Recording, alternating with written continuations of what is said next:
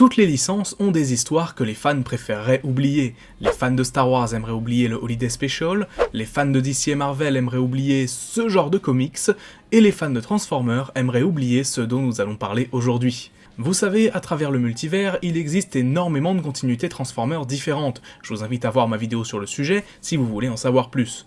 Bref, beaucoup d'histoires, beaucoup d'univers, beaucoup de personnages, et au milieu de tout ça, une branche de l'univers G1 qui aura duré presque un an et qui est encore à ce jour une des choses les plus polémiques que Transformers ait pu produire en tant que licence. Si vous pensez que le scrotum de Devastator était le plus bas où Transformers pouvait descendre, préparez-vous à découvrir Kiss Players, un univers tout mignon, tout rose, mais surtout très perturbant.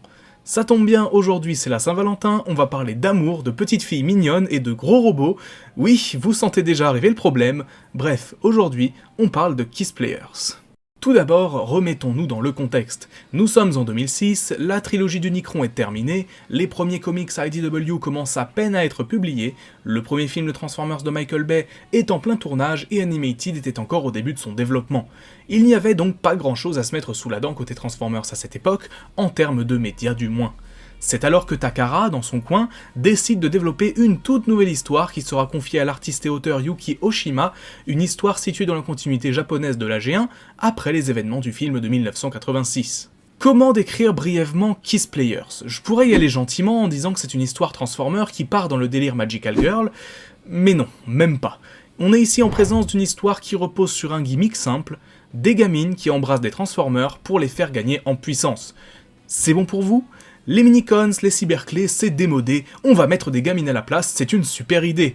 Bon, déjà partant de là, on peut se dire que c'est un délire un peu japonais finalement, ça peut être aussi mignon d'un certain point de vue. Mais là où on pourrait croire qu'un postulat de ce genre serait destiné à une jeune audience, par exemple les petites filles, dans les faits, ça se destine davantage à des vieux geeks qui passent beaucoup trop de temps à regarder du hentai. Car si Kiss Players a un postulat de base étrange, son exécution est tout bonnement perturbante. Mais on aura l'occasion d'y revenir. Kiss Players, comme tout bon univers Transformer qui se respecte, possède plusieurs médias. Un manga paru en 3 tomes qui constitue la base de son histoire, une série de radiodramas diffusée de façon hebdomadaire, et enfin, bien sûr, une ligne de jouets. Et pour commencer par ce qui est le moins bizarre si on peut dire, les figurines Kiss Players ne sont déjà pas nombreuses, mais sont surtout des repaints et remolds de figurines déjà existantes dans les gammes Alternator et Binaltech. On est donc sur des figurines plutôt orientées collectionneurs, la particularité de ces dernières en revanche est qu'en plus du robot, on obtient une petite figurine des fameuses Kiss Players, ces dernières figurant également sur les boîtes dans des poses très évocatrices déjà, mais surtout dites-vous que tout cela est passé sans souci aux yeux de Takara. Oui allons-y, commercialisons des figurines Transformers avec des gamines à moitié nues sur la boîte, ça sera un carton garanti. Bon, pas tant que ça, encore heureux, je n'ose pas imaginer ce à quoi on aurait eu droit si la gamme s'était étendue. Le manga Kiss Players, quant à lui, constitue la base de l'histoire de cet univers, même s'il ne dure que 3 tomes. Pour vous résumer rapidement l'histoire, nous sommes donc après le film de 1986. Galvatron, après avoir été défait par Rodimus Prime, s'écrase sur Terre et détruit la ville de Tokyo, un événement marquant pour les humains, qui décident alors de rompre toutes les relations avec les Transformers, un peu à la manière de ce qui s'est passé entre le 3e et le 4e film de Bay. Désormais, les Transformers allaient soit être tués, soit exilés de la planète. Pour cela, le gouvernement japonais met au point ses propres Transformers à partir des restes de Galvatron, des robots appelés Autotroopers, et quand Rodimus apprend ce qui se passe sur Terre, il se sent responsable étant donné que c'est indirectement lui qui a conduit le leader des Decepticons à s'écraser. Pris de remords, il en vient même à rendre la matrice de commandement à Ultra Magnus, décidant de redevenir Hot Rod. Lors de sa mort, l'énergie de Galvatron s'est répandue sur Terre, cette dernière émanant d'Unicron.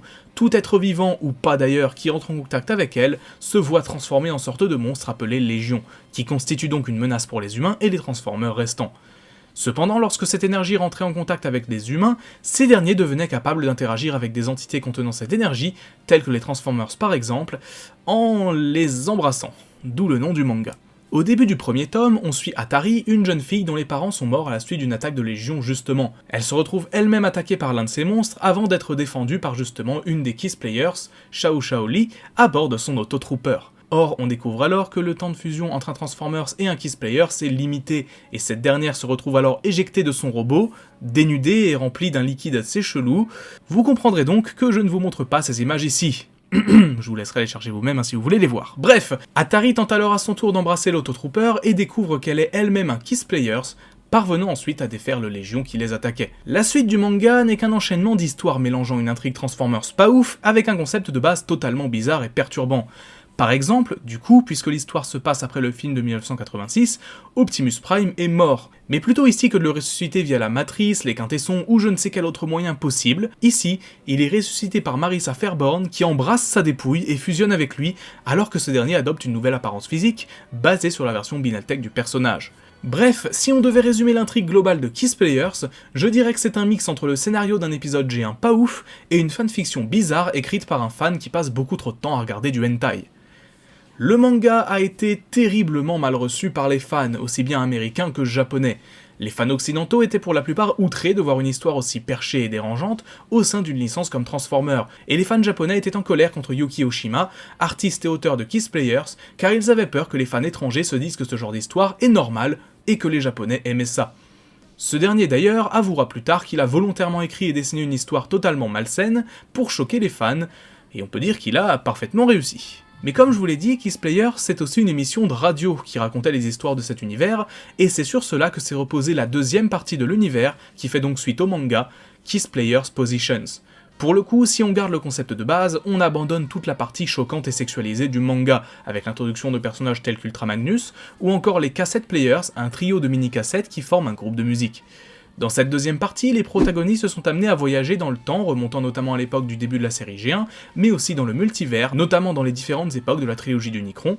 Kiss Players se conclura lorsqu'on apprendra que le crash de Galvatron sur Terre avait été orchestré par des fidèles d'Unicron, cherchant à faire revenir leur maître, mais lorsque le dieu du chaos fut réveillé, il fut défait par son frère Primus, qui le scella à jamais, et renvoya les Kiss Players à leur époque d'origine. Sacrée fin pour une histoire aussi étrange. Bon, j'espère que vous n'êtes pas trop perturbés par tout ce que vous venez de voir. Si c'est le cas, vous inquiétez pas, ça finira par passer, ou pas. Bref, en cette journée magnifique de la Saint-Valentin, c'est toujours bon de rappeler que l'amour est plus fort que tout, même quand il s'agit de le faire avec des robots géants. Sur ce, c'est tout pour moi, c'était Magnus, on se dit à très bientôt. Ciao! Merci à vous d'avoir regardé cette vidéo, n'hésitez pas à l'aimer si elle vous a plu, et laisser un petit commentaire pour me donner votre avis. Si vous n'êtes pas encore abonné, n'hésitez pas à le faire pour pouvoir suivre toutes les nouvelles sorties, c'est gratuit et ça aide beaucoup. Enfin, si vous souhaitez aider à l'amélioration de la chaîne en me soutenant financièrement, vous trouverez dans la description les liens vers mon compte Tipeee et ma boutique Teespring, où vous pouvez me demander un focus sur le personnage de votre choix, voir les vidéos en avance et acheter des t-shirts en rapport avec la chaîne. Sur ce, on se dit à très bientôt pour une nouvelle vidéo, c'était Magnus, ciao!